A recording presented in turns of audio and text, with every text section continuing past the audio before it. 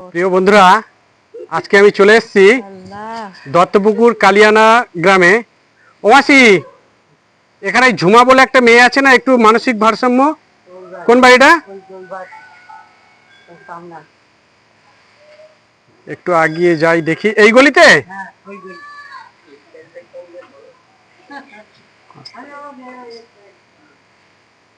দিদি বাড়িতে আছেন? হ্যাঁ আছে।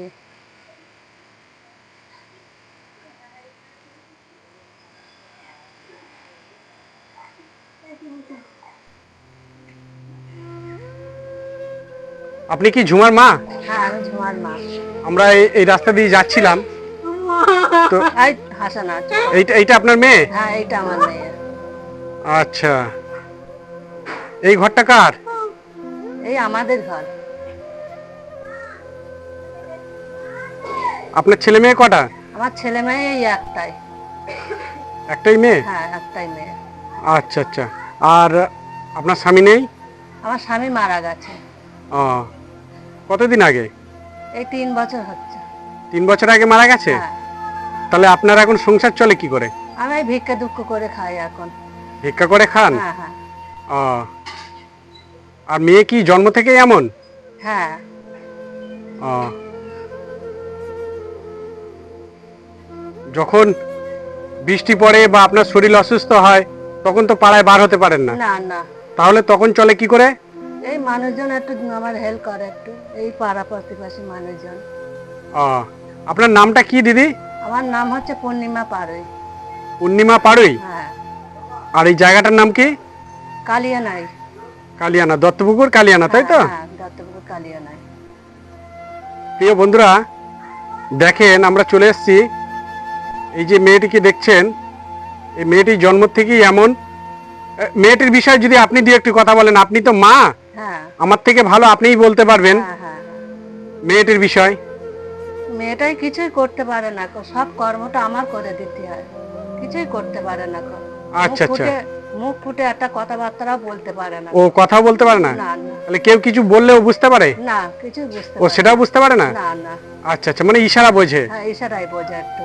আচ্ছা, তাহলে আপনি যখন বাইরে যান তাহলে ও কি সঙ্গে যায় না বাড়িতে থাকে? নিয়ে যেতে হয়, আমার সঙ্গে সঙ্গে নিয়ে যেতে হয়? হ্যাঁ হ্যাঁ। আচ্ছা। করে নিয়ে যেতে হয়। আর ওই যখন আপনি বৃষ্টির সময় বাড়িতে বার হতে পারেন না বা শরীর অসুস্থ হলে বার হতে পারেন না, তখন কি পাড়ার লোক দেখে আপনাদের? এই পাড়ার লোকে একটু দেখে আমাকে। পাড়ার লোক ভালো? হ্যাঁ হ্যাঁ পাড়ার লোক আচ্ছা। ভালো। দিদি, আমি একটা উদ্দেশ্য নিয়ে এখানে এসেছি। আমার ছেলে সাউদ ইসলাম এবং ওর একটি বোন আছে। আমি চাই, আমি একজন মুসলিম ছেলে, হ্যাঁ তো সাউদ ইসলাম ও এখন থেকে মানব সেবার কাজ করবে, মানুষের পাশে থাকবে। হ্যাঁ আগামী দিনে বড় হয়েও ওর যেন মনের মধ্যে এইটা না আসে যে কে হিন্দু কে মুসলিম বা কে কোন ধর্মের, হ্যাঁ। এইগুলো যেন ওর মধ্যে না আসে বা ওর দুই ভাই বোনের মধ্যে যেন না আসে। আমি সেই জন্য একটু চেষ্টা করছি, আচ্ছা। আমার দ্বারা যতটুকু সম্ভব, হ্যাঁ হ্যাঁ, মানুষের পাশে যাওয়া এবং ওকে সঙ্গে নিয়ে, হ্যাঁ, মানুষকে যতটুকু সম্ভব হেল্প করছি। আমি আজকে চাই আমার ছেলের দিয়ে, ওর হাত দিয়ে আপনাকে একটা শাড়ি দেওয়ার জন্য। হ্যাঁ, আর এই যে আপনার মেয়েকে দেখছি, আমি তো আজকে ঠিক ওইভাবে জেনে আসিনি হ্যাঁ। যে ওর জন্য কিছু নিয়ে আসবো। আগামী দিনে আমি নিশ্চয়ই আসবো, আপনাদেরকে আমার সামর্থ্য অনুযায়ী আমি হেল্প করে যাব। আচ্ছা। তো প্রিয় বন্ধুরা দেখছেন, এই এলাকায় বিশেষ করে দত্তপুকুর এলাকায়, হ্যাঁ দত্তপুকুর কালিয়ানিতে ওনার বাড়ি, দত্তপুকুর এলাকায় যদি কারো বাড়িতে এই ভদ্রমহিলা গিয়ে থাকে তাহলে আপনারা কেউ ফেরাবেন না। মানুষ সহজে সহজে ভিক্ষার পথ বেছে নেয় না, পরিস্থিতির কারণে। পরিস্থিতি বাধ্য করে মানুষকে মানুষের বাড়িতে যেতে। তো সাউদ ইসলাম, তুমি যাও, এই শাড়িটা ওনার হাতে তুলে দাও।